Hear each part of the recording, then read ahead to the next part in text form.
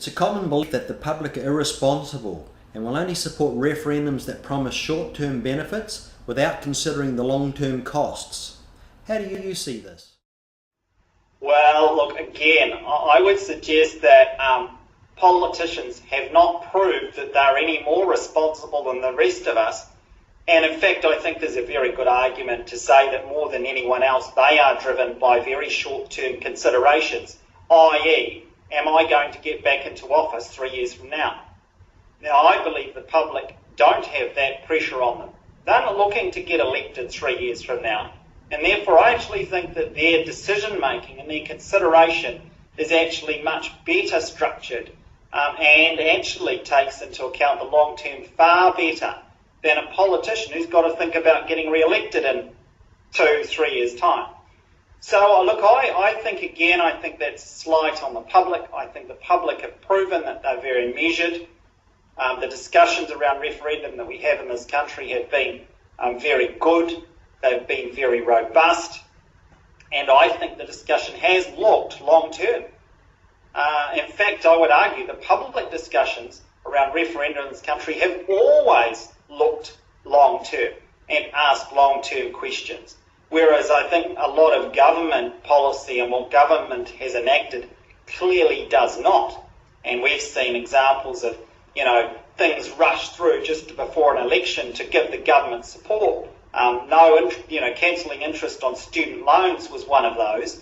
Introduced it in an election campaign to get somebody through. No thought of the long term. No thought that we would have billions and billions of dollars of uncollectible debt because there's no interest on it.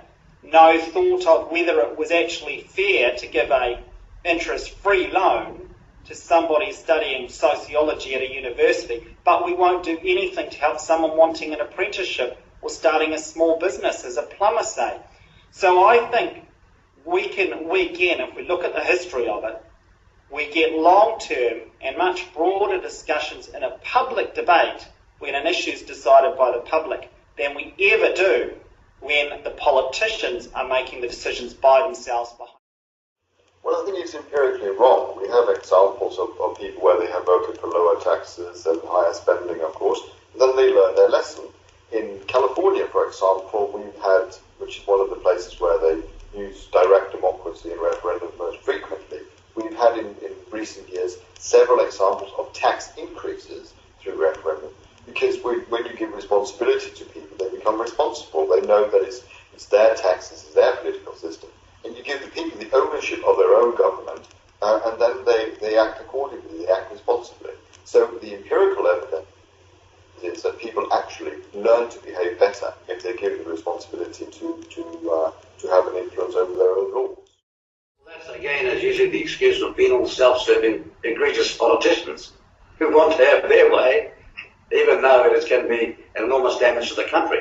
Bear in mind this, that the wider use of referenda would, I think, take us to a 4-year term, which the public would vote for, and give governments a greater ability to govern, if they had that better checks and balance process, which referenda can be.